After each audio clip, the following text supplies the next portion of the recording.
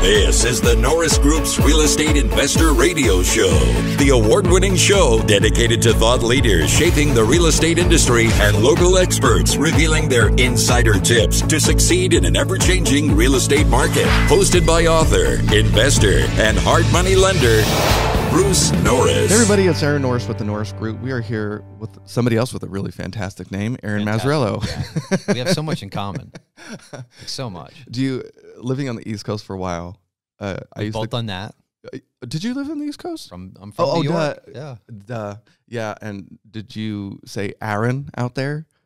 People said that to me, but I have a very neutral accent. I don't think I really have that East Coast accent. I don't think you do at all. I'm a blend. Like I used to introduce myself out there and people would look at me funny. They're like, Aaron, like the girl? I'm like, oh, sorry, Aaron. They're like, oh, like the Old Testament Bible. I'm all, yeah, apparently. A-I-R-E-N. Some people are really hardcore about it. Aaron. Oh, New Yorkers have the East Coast has the best accents anyway. Aaron Mazzrillo, you are entrepreneur, real estate investor, marketer. You come at this from a different angle than some people do. So what's your background? Well, that's a loaded question. That's okay. I'm here for it. I just high school delinquent and did the military to escape that East Coast vibe. I was stuck in the mountains, Western Massachusetts, and I had no idea what I wanted to do. Zero. I mean, I was in high school like clueless. So. What branch of the military? Navy. Did All 6 right. years in the Navy. 6 years? Yeah, 6 years. Where were you stationed? 2 in San Diego, which is ultimately why I ended up in California. I'm like in boot camp doing push-ups, looking at palm trees, and I'm just smiling. I'm like, this is the best experience of my life. Worst boot camp ever. And the planes are flying over every 30 seconds, so they got to stop talking because they can't. So I was just like, I was elated. It was so amazing to be there. And that was your first time ever in California? Yeah, it was. I'd been to Florida once on just a short Disneyland trip, but it's not a dry heat. Yeah, I don't care what they say. But yeah, I came to California and I knew while I'm doing push-ups, I said, "Yeah, I'm going to end up in this state. I love it here. It's so amazing." So then I went to Japan for 4 years. And then I got out and I stayed in Japan for a year and ended up in the jungles in Thailand trying to just demilitarize myself, deprogram. Really? I was like dreadlocks and flip-flops. At one point, my flip-flop broke. Yeah, I mean, it was hardcore. I was like, wow. But I was in the Gulf 3 times. And oh, okay. Yeah, so it was just like I needed to deprogram. I needed to demilitarize myself. And I was in the jungle. I had dreadlocks down my back. I had no shoes. It was bad. Wow, that's some indigenous action there. Bananas and papaya and hanging out with monkeys. It was, I was out there. Why did you ever come back? I just always, at my core, I'm an entrepreneur. As a kid, I grew up with Michael J. Fox on Family Ties, and I loved this character, right? Alex P. Keaton, was that it? Yeah. Yeah, I was obsessed with that guy. Like, I just wanted to do that. I wanted to go out and do big business, And I'm from a small town of just white people, like white mountain people, hillbillies, right? Right. I was just like, man, I gotta get out of here. I want to go do some cool, big stuff. And that was always in my brain. Like, I want to go do stuff. So I think at one point, at the time, my girlfriend, but now my wife of like 20 years, we were in Bali. And I just said, you know what? I think I just need to go back to the States and go to college. I just need to do something. I can't just keep doing this. Although I had saved a ton of money when I was even in the Navy. I was, yeah, it's crazy. I left the Navy with which is not a lot of money today, but this is the early 90s. I had 60 grand saved up, and very few people leave the military with that kind of money saved up. That's impressive. Yeah, so it was great because I would go to the bank, and there was a lot of Filipino women who were working at the bank, and they're always like, hey, like they see my account. I was like, all right, now come on. Wonderful. Are you people. single? Well, I was bartending. I was moonlighting bartending, and I got paid because it was a government job. I was working for MWR, Morale, Welfare, and Rec. I got paid like $7.50 an hour. This is like 92, 93, which was good money. Okay. Plus I got tips. I was bartending, so I never got less than $100 a day in tips, and I got military pay.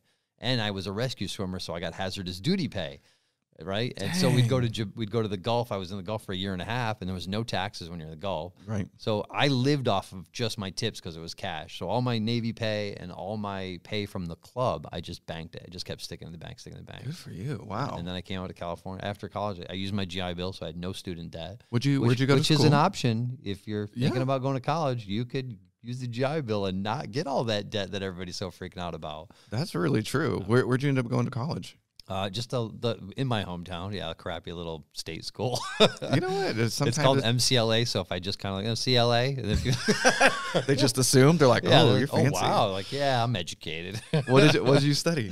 I was double major, computer science and biology, and I really wanted to get into cybernetics. I know this is crazy stuff. This is the early '90s, and I wanted to do cybernetics, which was like creating robot prosthetics, right? I was like obsessed with this. I had no idea. Yeah. So, but at the time there was only one school for a master's degree in that field, and it was in London. And I had been to London, and I did not want to go back to London. I was just like, so I was like, I think I'm just gonna, get out of school and go to California. And we sold everything in our house. We had yard sales for like 3 weeks in a row.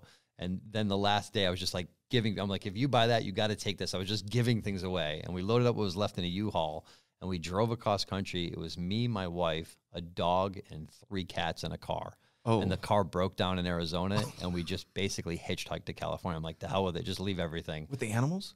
No, we had a friend there that we could leave the animals. So we left the animals. Yeah, we just left it all. I'm very visual, so I'm picturing you guys in the backup truck with like cats. Yeah, we came to California in like a Ford F-350 work truck.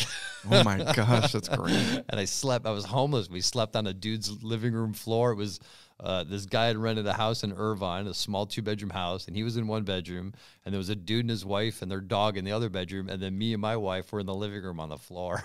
Oh my gosh. I'm an all-in kind of guy, man. Apparently. So you get here and no job, no prospects. Didn't really like programming computers. So, yeah, I could not handle it. Looking at code all day. I know just enough HTML because I grew up, building websites. Sure, and I just know I hate it. So I could probably still code a website in HTML. Everyone's pointing and laughing. Which is not a language. If you're a coder, you'd be like, "That's not a language." So. I know. So. Back in the day it worked, but so you land in California. So how did you end up in the real estate field? So I got into the guy that the one who was on the lease for the house, he actually had started a construction company. Basically, they were window subcontractors. They were selling windows, and that is a racket. Like if you think you can make good money in real estate, windows is crazy. We were wholesalers, and I'm doing air quotes. Our markup was like no less than 25%. Oh, on the wholesale. And the contracts, my primary client was the Irvine Company, Fairfield Development, Wormers Construction. Hello. We're doing huge apartment projects, right? Which isn't even the good money. That was good money, but the single family housing tracts, that's where the real money is, because you do like three plans, there's 3 models, and then there's a couple different elevations for each model. So you end up with maybe there's 12 different like spreads of windows you have. Like, I don't know what it's called. Like there's 12 sets of window models, right? Okay. And they just repeat it hundreds and hundreds of times. So they're like, yeah, we need 52 of those, 12 of those, 10 of those. And so we just shipping windows like crazy. And we didn't get into that until the end. But even in the multifamily world, I don't think I was the only sales rep in the company, and I don't think there was ever a time where I was running less than 30 jobs all over the state of California. Wow. And I was getting paid 5%. I got into real estate because I had an income problem. You needed write-offs? Yeah, I had no write-offs, right? So I'm paying I think my estimated quarterly taxes were somewhere around $30,000 to $40,000 every 3 months. I was sending those checks to the IRS. And I was in my CPA's office. He's down on Beach Boulevard, and he had a lot of professional athletes that he represented, right? So I'm in there, and I'm just so unhappy. He gives me these statements like, yeah, here's your quarterly tax estimates for the next year. I was just like, this has got to stop. I'm bleeding to death here. This has got to stop. And he's like, well, you don't have any write-offs. I said, I'm an estimator. I use a ruler, and they never wear out, and a pencil. I mean, how many pencils can I buy? Go to Costco and get a pallet? I mean, he's like, well, you leased your truck, so you got that. Oh, great, $350 a month. Right. Awesome, right? So I had nothing, no write-offs. And he's just like, I don't know what to tell you, He's like, you get an office? I said, well, what do your other clients do who are in this situation? And he's like, yeah, they invest in real estate. I was like, I'm going to go buy some real estate. So that's how I ended up buying my first rental property. It's actually the house I still live in. Oh, really? In Riverside, yeah. And this was supposed to be a short-term thing. I moved to Riverside because I had dogs, and I was living in a townhouse in Irvine. Yeah. And I got tired of taking them for walks. I was just like, I'm just going to open the door and let them out. And the tenants moved out. My wife was out of the country. Good call. And when she got back, I'm like, surprise, we don't live in Irvine anymore. We live in... Well, she brought the dogs home, so it's on her. Oh, okay. Okay. Oh my, that's unusual. Yeah. All right. Good So, times. So I've been in real estate ever since. Well, as you know, construction kind of tanked in 2007, and I had already gotten in with the wholesaler that called earlier when we were on the phone. I'd gotten in. I was had moved up on his buyer's list to the #1 guy because most other people were tapping out, but I didn't know any better. So I just kept buying. I was like, I'll take it. I mean, the market was, you could still sell a house. oh yeah. Yeah, and then I got caught with a couple of them when the market really crashed. And I still have one of those. I think I still have one of them. But, Yeah. But Harp came out. You know, it was crazy because you could call and get a loan over the phone. You just tell them, I make $300,000 a year, and they'd be like, "Oh, okay, we'll give you a loan." I mean, I was doing that over and over again, right? Wells Fargo, all these big companies were just writing loans. You called. You must be alive. Here you go. You must be. I remember meeting one lady at Starbucks, and I just went to Starbucks and I signed all the paperwork, and they wired like $200,000 to my bank account. Oh my gosh, it was crazy. So I mean, it really was the wild west of lending, and I think people today don't understand that. When you hear a lot of people say, "Oh, the crash is coming," it's like.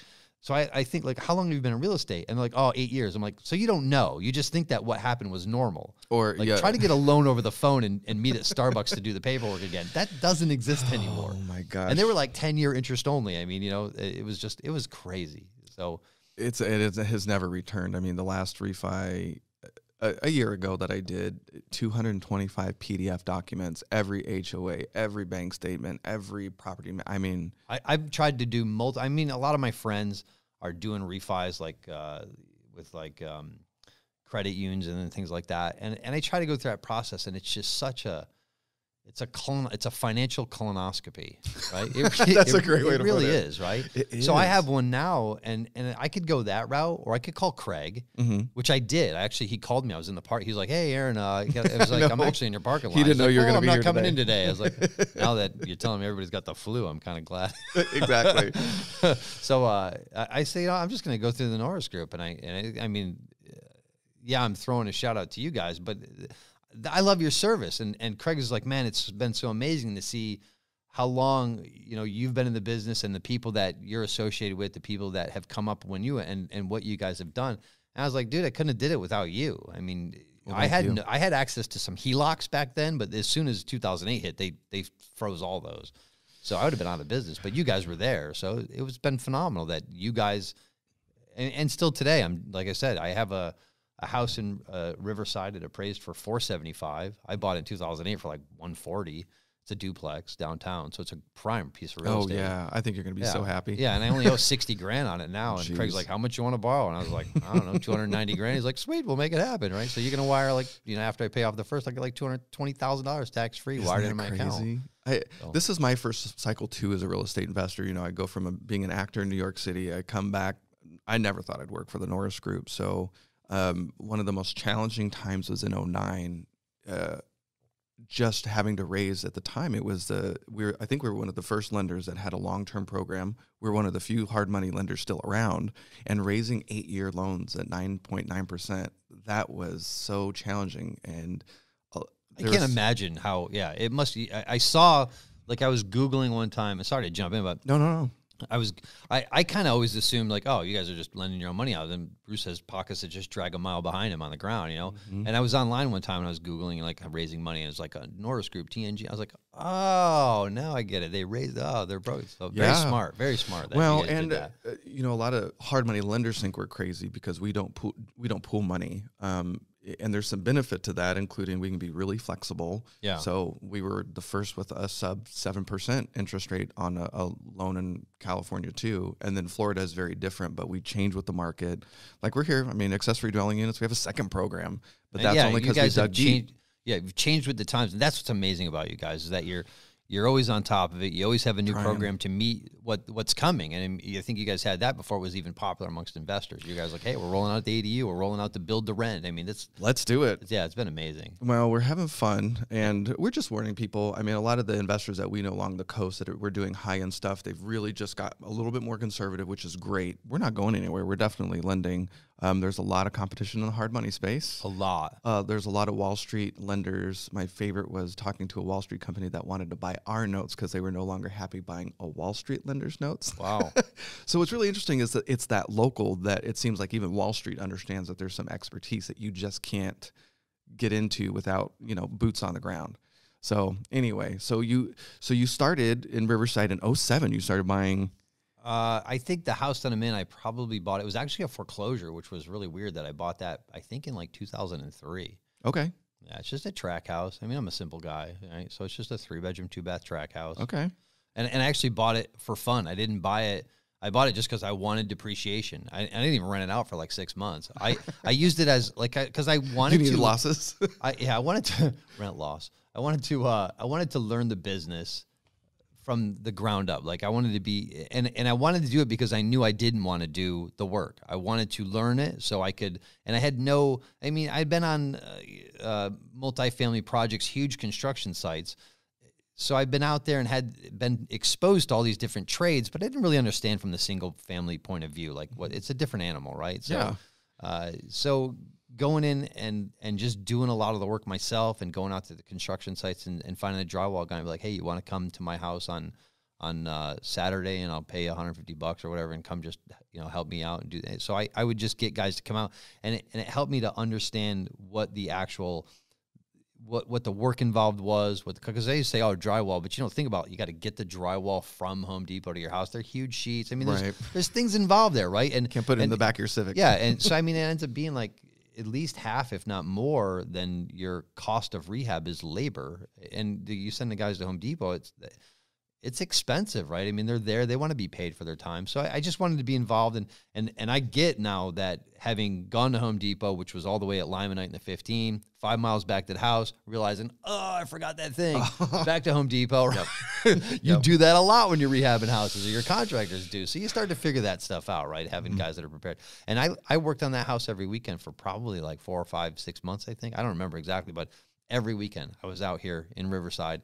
Just with I had an awesome set of tools, like Spicoli's dad had an awesome set of tools, thought I could fix. One of my friends came out, and there was like an illegal addition, a garage on the house, and had these workbenches in there that they'd left behind, and all these brand new tools were all laid out, right? And he's just like, man, what are you doing? Yeah, because I own no tools, and now today my goal is to have, I don't even want to own like a screwdriver to fix eyeglasses. I don't want to, like people ask me like, oh, you rehab houses? I'm like, I have no calluses. No. Like, I just want to master the pen. I don't want to pick up a hammer. I don't want to do that stuff anymore. So that's good to know. I learned very early on. I think I remember you and I being part of like a group. We used to have lunch in our old office and or the lunches and in the bank vault downtown, right? I got so busy raising money in 09. I didn't start buying rentals I think till 2010. Still a good time though. It's still a good time. I'm so happy. I mean, real estate. I mean, I tell people I'm a union actor from New York City, and when I retired, like I got my defined benefit statement. And I laugh because I'm like, oh, good. When I turn 65, I'm going to get $165 a month. So I was like, I have some catch up to do. Hey, you could always go back. I mean, they hire elderly people to do that. I don't even know. 65 is not even elderly anymore, right? 65 exactly. Is like the new. By the time I get to retire, it's going to be like 80. Yeah, I saw this great meme. It was like 50 in 1980. And it was like one of the Golden Girls. And 50 today, and it's like Jennifer Lopez on a strip pole swinging around at the Super Bowl, Exactly. right? I mean, it's a different time. Oh my gosh, 50 is the new 20, apparently. Yeah, right? It really is. So this is my first full cycle, and I've learned that I really enjoy being a landlord. Flipping stresses me out. I always overspend. And I am really worried that the accessory dwelling unit thing is going to cause a shortage of labor, and it might happen really quickly and catch people off guard. Doing it? I don't know. I don't really know that much about it. Yes, there's a lot of. Well, there's two people I'm worried about: the flippers doing rehabs and then builders, because the state law basically says that the cities only have 60 days now. So the ADUs are going to take priority, right?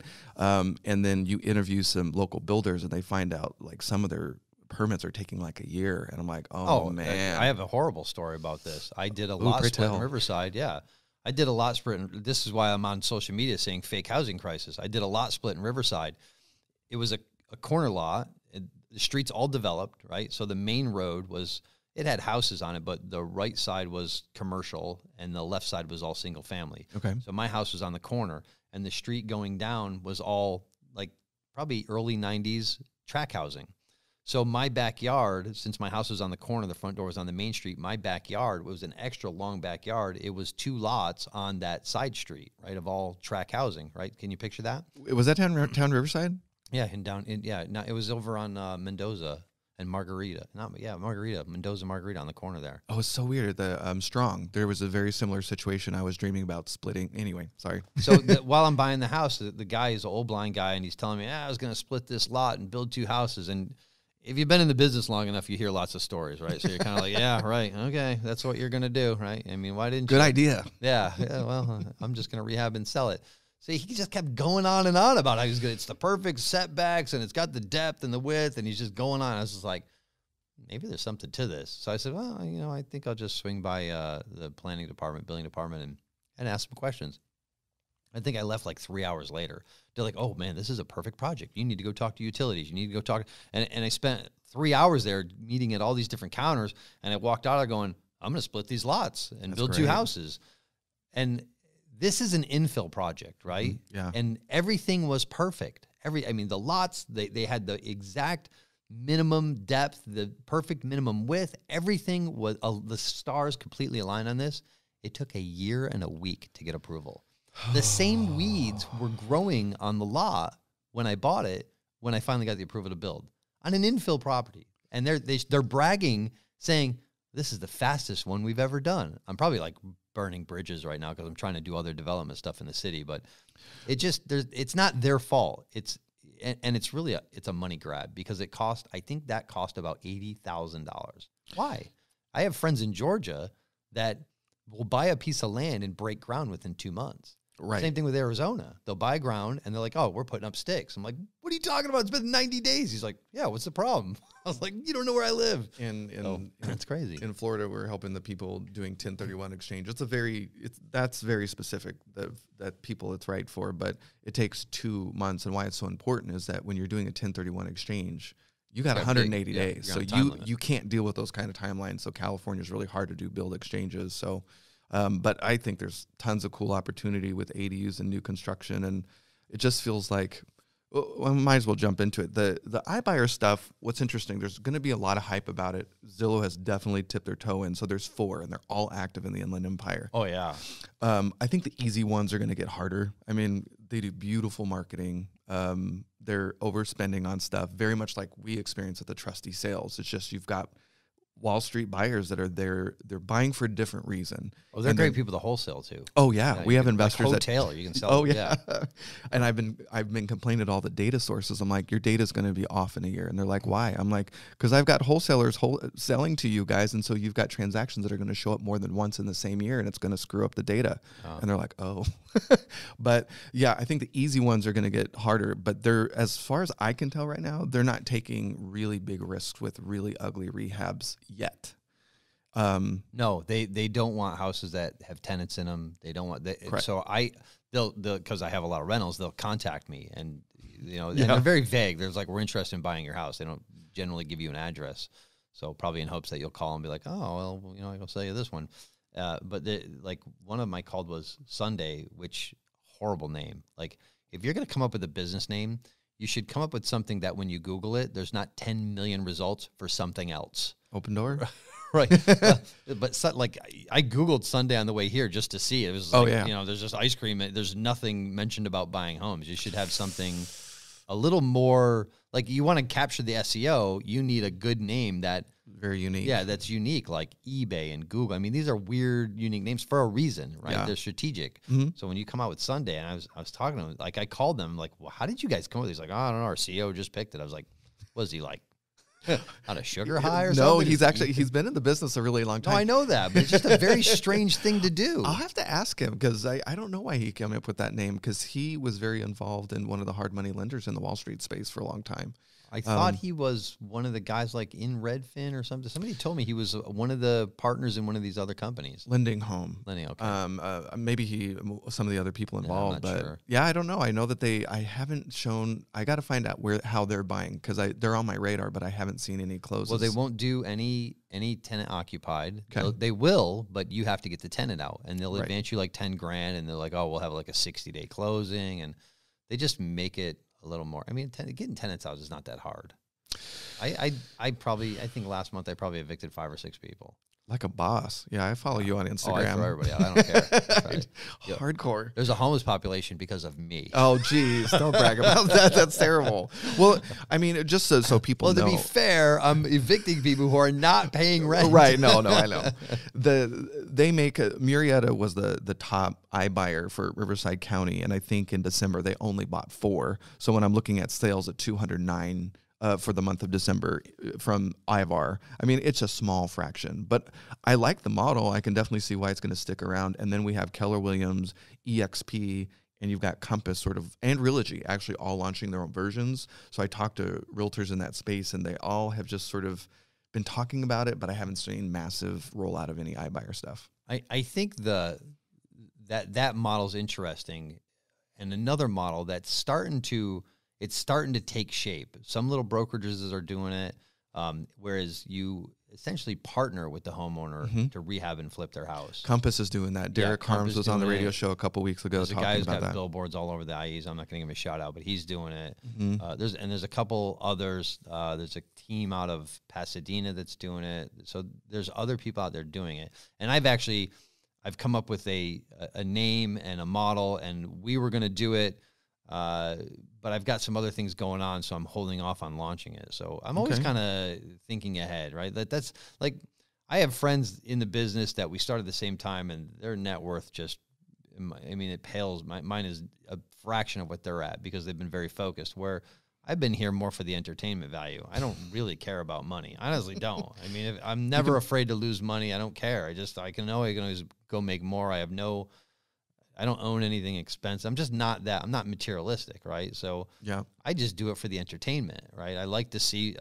I think it's just my curiosity. I like to see what I can do. I like to I don't care what anybody says. Ryan and I invented the real estate podcast.